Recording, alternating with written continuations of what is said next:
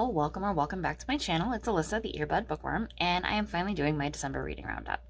I do apologize, I don't have a tripod, so I'm just holding my phone, and also I have marker all over my fingers from work, but it's fine. So for December, I only read 4 books, so hopefully this will be a quick video. I did look things up on Storygraph, and the moods, the 3 that were the highest in the pie chart, were tense, emotional, and adventurous, which totally sounds like me. Pace, 2 of them were medium, 1 each in slow and fast.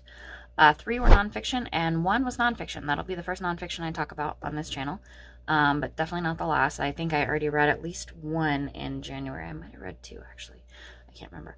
And then genres. Somehow, between 4 books, I ended up with 9 genres. So 2 of them were considered literary. And then there's 1 book listed in each of the following categories: classics, thriller, self-help, science fiction, psychology, horror, historical, and fantasy. The average rating was 4.5 stars, which is pretty good. I think 2 out of the 4 books I rated 5 stars, so that's pretty exciting. All right, so the first book that I read in December was called Adult Children of Emotionally Immature Parents by Lindsay C. Gibson, and I did not write down who it was narrated by. I don't know why I didn't write that down, sorry. The narrator was not any great shakes though, so, but I did give the book 5 stars. I will be honest though, looking back on it, I think maybe I should have given it a little bit less, just because, so the whole idea of the book is it's a psychologist, and she's writing about the plight of growing up with emotionally immature parents and how that may have played out in your childhood and how that may be affecting you as an adult, basically. And I also apologize. I usually film with the back-facing camera on my phone, but because I don't have a tripod, I want to be able to keep an eye on my making sure I'm staying in screen, and so I keep looking at myself instead of the camera. Anyway, but yeah, so the book was about the way that growing up with emotionally immature parents can play out in your adulthood. And the write-up says, finally, you'll learn how to create positive new relationships so you can build a better life. And though that is touched on, it's just like a little bit in the last chapter, and I wish there had been more of that. If there had been more of that, I think I would feel better about having given it a 5-star rating. And I still think it was a really good book. There was solid psychology. There was, like, it all made sense. And reading it, well, listening to it, because I listen to audiobooks, listening to it, like, a lot of it was really, like, resonating with me. Sorry if my family watches this, but I definitely feel like, you know, it was a good book to read, and I definitely suggest it if you suspect that you even might have grown up with emotionally immature parents, or if you're worried about possibly being one yourself. This would be a good one to read to kind of know what to look out for in yourself and how to change that, or at least what to talk to a therapist about. Right, so the second book I read is one that I started reading when I was a teenager, and I never finished it, and it was Dracula by Bram Stoker.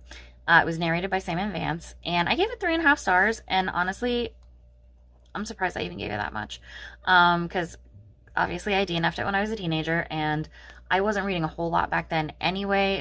That was when I was having trouble focusing on things and whatever, but the book is so slow. It's just so slow. I'm not even gonna bother reading the write-up for it, because I feel like everybody knows what Dracula's about.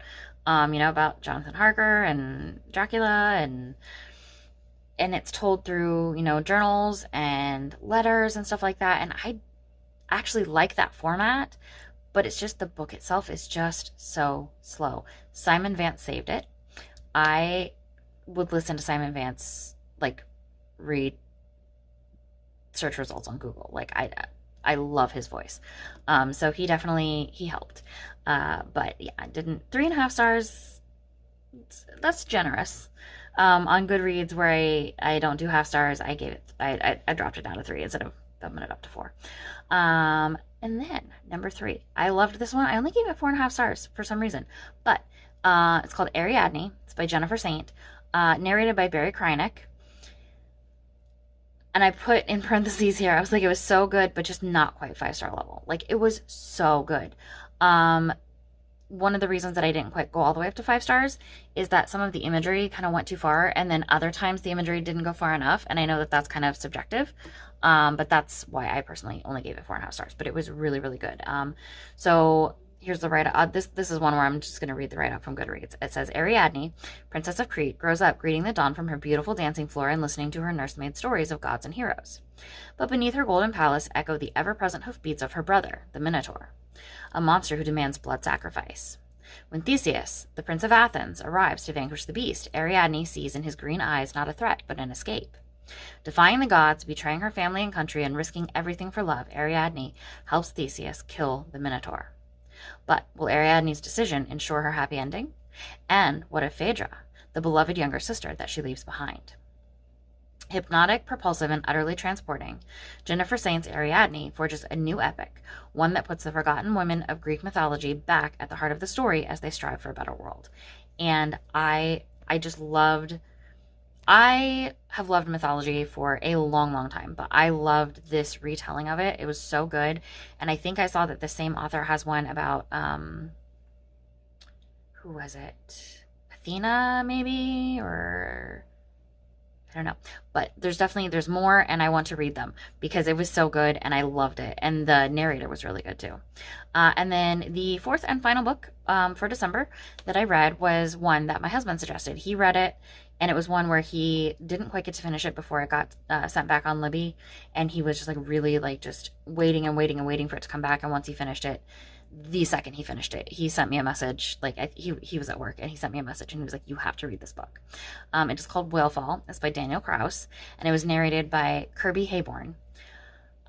So the note that when I very first started reading this, I was like, MTV Books, really? And I saw that it had a 3.77 stars on Goodreads, and I actually just checked on Storygraph, and it has a 3.76 there, so it's like not a super great rating. And so I was like, can this be any good? And then I said, wow, yes, it can. I ended up giving it 5 stars. It was so good. So it's a wild ride. And there's definitely some kind of graphic stuff in it. So trigger warning for stuff. I don't know. But it was a little bit of a tough read. It's definitely like a coming of age kind of story, and it's told non-linearly, which some people have a problem with, but I don't mind. Well, I say that, but that was one of the things that I had an issue getting into it at first because it was so non-linear. But that said, it's about this teenager. His name's Jay Gardner, and it says that he's given himself a fool's errand. So he is trying to find the remains of his deceased father in the Pacific Ocean. They used to dive together, and now he's diving by himself. And it's a lot about the father and son relationship. And then he gets eaten by a whale. And the story is about what's happening to him while he's in there, and he's only got so much air.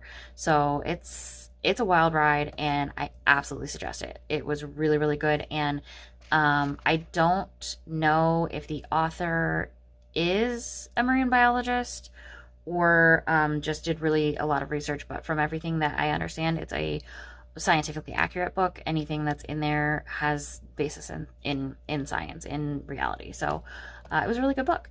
And I will tell you, I would have had 5 on here, but there was just a slight scheduling error, and I didn't quite get to finish my 5th book on New Year's Eve. So it ended up on my January reading roundup, and I will be putting that out hopefully soon. And yeah, so that is the end of my December reading roundup for December 2023. And I am off to a great start in January so far, and I can't wait to talk to you again soon. So if you would like to come along for the ride with all of my rambling nonsense, then I would love to have you. And I will talk to you soon. All right. Bye, y'all.